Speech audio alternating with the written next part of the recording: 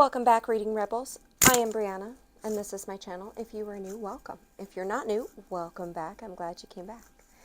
So today, I wanted to do a good old-fashioned reading tag as a kind of get to know you and get to know your book tastes. I thought that would be fun since I've never really done that on this channel. So we are going to do the A to Z book tag today. So let's jump right into it, shall we?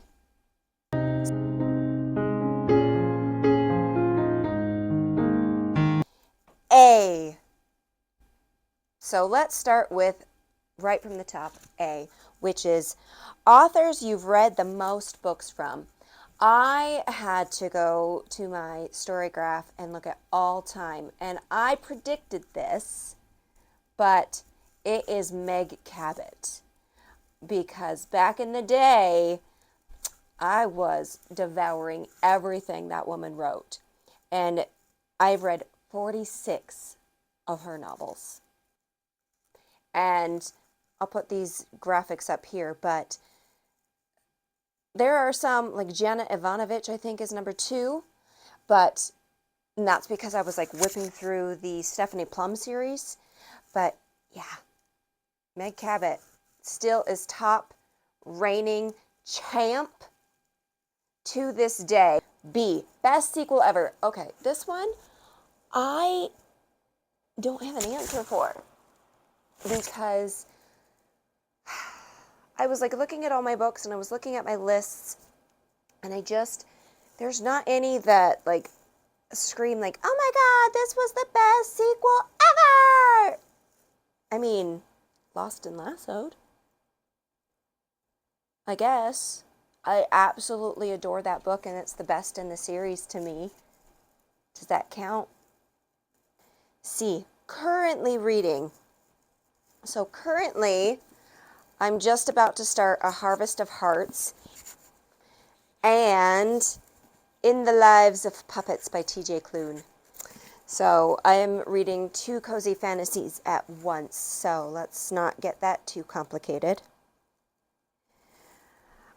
D, drink of choice while reading. I typically have 2 drinks of choice that I go between because I'm a basic biatch. Alani. Yes, I am that white chick who, I do love an Alani. And do they sucker me in with their new flavors that they come out with? Yes. Yes, they do. But I have my like tried and true flavors that I like. Cherry Twist being one of them. But other than that, like I try to get my water in every single day, at least 80 ounces, if not more. But to do that, I drink knockoff Crystal Light. So currently, my flavor du jour is half lemonade, half tea from Weiler's. So that's what this is. E, e-readers or physical books. I'm a physical book person. I think the first ebook that I have finished in a long, long time was Rewitched, which I just finished, because I happened to have that on physical and ebook, and so it was easy to use that, but otherwise, I really neglect my ebook library. Also, I am a lover of audiobooks, so I usually have an audiobook going and a physical book going at the same time. F, fictional character you would have dated in high school. 2 people come to mind. 1, Teddy. She's a goddess. She's a queen. We love her. We adore her. And Samwise Gamgee from Lord of the Rings. You know I'm right. He's loyal, he's sweet, he's kind, and he loves potatoes. Potatoes! I mean, that's a good man right there. Ooh, G, a book you're like glad you gave this book a chance. recently, the Libro FM had audiobook sale, and so I got Blood Over Brighthaven because everybody was talking about it, and I was like, okay. Oh my God. It is an amazing 6-star read. I am so glad I gave that book a chance because, like, when it first started, I was like, okay, yeah, normal fantasy. No, dude, it is so deep, and like I wanted to punch like most of the men in the book. It touches on like human rights and women's rights, inequality, and just it's so good. Okay. Like, so good. I can't even, my review, I think, is like, oh my God, there are no words, or something like that. I'll put it right here. But if you have not read it, do it.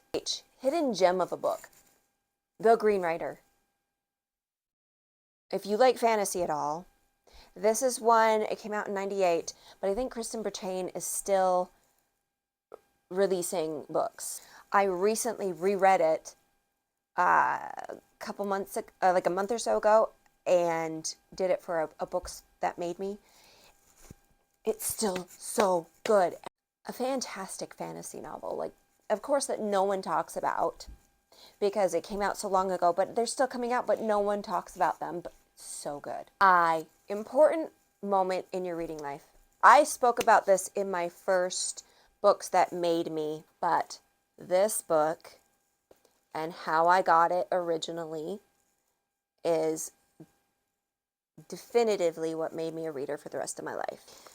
With my grandma, who devoured Harlequin romances and Nora Roberts like there was no tomorrow, I spent a lot of time with my grandma as a kid.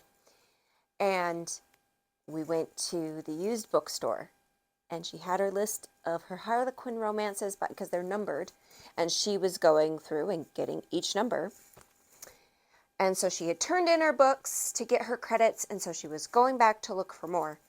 And I was wandering the stores, and I found this in the new release section for all of $3.25.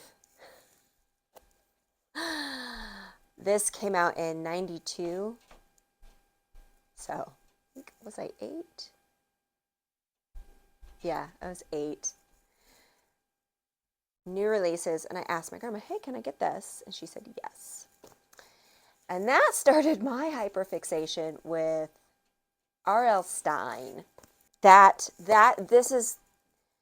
is the moment that made me a reader. I have never stopped reading since. Have I slowed down? Yes, I've had years where I read maybe 12 books.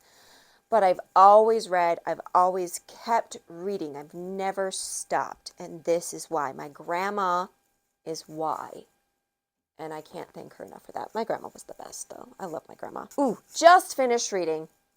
I'm doing a whole separate vlog on this, but Rewitched. It was so cute. There's a lot of found family-ish. If you read it, you know what I'm talking about. And the end, that, like, I really liked it. And I can't wait for her new one to come out. That should be coming out September, maybe? I'll have to look at that. But it comes out soon, so. Okay, kinds of books you won't read. I read just about anything, but there are limits to what I will read. And those limits are monster romances and dark romances, like super dark romances. Like the comedy Dark by like Brynne Weaver. That I'll dip my toe into. I've read Butcher and Blackbird, and I have Leather and Lark in my audiobooks. But like the super dark ones and the monster romances, those are just a little out of my wheelhouse and my comfort zone. I'm okay with that, though. I'm okay keeping them out of my wheelhouse. And that's no hate on anybody who does read those. I can't hang. I'm not as mighty as you are who can. And I admire you because there are some that I've looked at. I'm like, oh, that looks good. And then I'm like, oh, it's a dark romance. No. No, son. L, the longest book I've ever read. Oh my God. This to this day is the longest book I've ever read. And I read this when I was 18, because my mom was still alive. The Count of Monte Cristo. That book was like this thick. And the type was like this tiny. And it was over 1,000 pages. But with how tiny that type was, it probably could have been like twice that. And it took me 6 freaking weeks to read.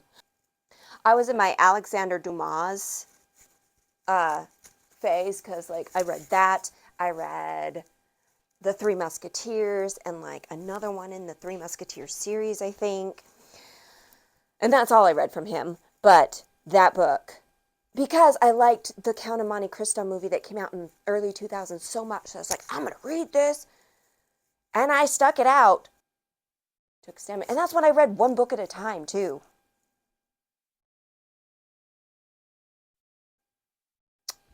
Wouldn't catch me doing that now. Not without an audiobook. My brain is just not there anymore. Oh, to be young again. Major book hangover. So M, major book hangover because of, I don't get book hangover. I do not get book hangovers often, thank goodness, because they suck. But recently, Bury Your Bones in the Midnight Soil sent me into one, and it was really hard to find a good book after that. Like, I struggled. I did a shelf destruction video after that, and I like DNF'd 2 books like right away after that because I was like, this sucks. Luckily, Out on a Limb saved me in that. Thank you, Hannah Bonham Young, for saving me in that because V.E. Schwab, why do you always destroy me? In a good way, but still. N, number of bookcases you own. I own 3 bookcases. I own, and I'll insert clips of them, but I own a bookcase I inherited from my dad when he passed away that I love this one because I grew up with this bookcase in every place that he lived, and not once ever was there a book on it in the entire time he owned it. He kept family pictures on it. He kept tchotchkes on it that like he was given as gifts. He kept DVDs on it. Like him and his wife barely had any DVDs. But never once was there a book on it. And now, as you can see, full of books. And still tchotchkes, because I decorate my bookshelves. But, so I love that one. I am considering painting it. So voice down below, should I leave it or should I paint it? Because it is that 80s brown. Because it is from the 80s. It's probably older than me.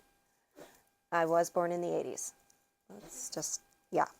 Then I have these 2 that I've gotten from Walmart that are from Better Homes and Gardens that I really love the look of. I know everybody does the Billy bookcases, which are great. I really like, and I wanted to do that, like, but they're pricey.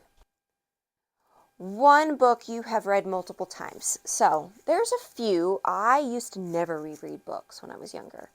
I don't know what I had against it. And then She Who Shall Not Be Named came into my life, and I reread those books quite a bit in my life. And then she ruined everything. But I have other books I have reread and other books I want to reread. But one that I think I've reread at least 3 times. Beautiful Creatures. One of those early 2010s romanticies. They made a terrible movie. Don't watch the movie. But this was my first audiobook. And it's read by a guy because the protagonist is male and the love interest is like this witch and it's a whole thing. But he did such a fantastic job with the voices that got me addicted to all of the books, and that's one I want to revisit. But I reread those audiobooks like back to back. I don't even know how. I think at least 3 times I've reread those audiobooks. Your preferred place to read. Well, let me show you. As you can see, it has a lot of pillows. So I can sit up, I can lay down, I can do all sorts of things, and then my bed. But it's usually here. I got this because it was like that viral book talk chair, and I've wanted that for like 2 years now. And my apartment's so small, I had too much furniture. The chair I did have was so uncomfortable that I got this, and it's really cozy. Q. Quotes that inspire you, give you the feels. I had to think about this. And of course, I went to one of my favorite books, which is Evelyn Hugo. And there are a couple. And so this one, I think, is very fitting, especially in my life being ace. People think that intimacy is about sex, but intimacy is about truth. When you realize you can tell someone your truth, when you can show yourself to them, when you stand in front of them bare, and their response is, "You're safe with me," that's intimacy. I absolutely adore that quote because it is so true. And then this one I really liked as well. When you're given an opportunity to change your life, be ready to do whatever it takes to make it happen. Just because I'm in this phase in my life where there's some things I want to change and I need to be ready to make that happen. R, reading regret. Verity. S, series you've started but need to finish. Oh my gosh, I have so many of them. I recently just started the Prince of Sin series by Carrie Maniscalco, so now I'm going to be in the midst of that. I'm in the midst of Throne of Glass. I always want to say Game of Thrones, but it's Throne of Glass. Oh, Serpent in the Wings. The Crowns of Nyaxia I just started, so I'm in the midst of that. Oh, I've started the When in Rome series, and I need to finish that. Oh, Finley Donovan, I need to finish that. Other than that, there are plenty of series sitting on my shelves that I have not started that once I do, it's going to get exponentially out of control. T, 3 of your all-time favorite books. I'm like a broken record. So, first we have The Invisible Life of Addie LaRue. I absolutely adore this book. I have this version, I have the regular version that's signed by the author, and I have the audiobook. I have Bury Our Bones in the Midnight Soil. This is a newer one to me, but apparently V.E. Schwab is just God tier in my mind because so far everything I've read by her I have adored. Like, I love this one. Look how pretty. Like, absolutely gorgeous.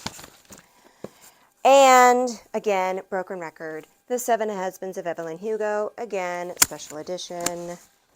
But I have this one. I have a special edition that I made and another special edition I've made. That one, I don't know if you can see it. But, yeah. Those 3 are God tier books to me. And I'll never stop talking about them. Ever, ever, ever. You, unapologetic fangirl for books in general. That's why I started this channel.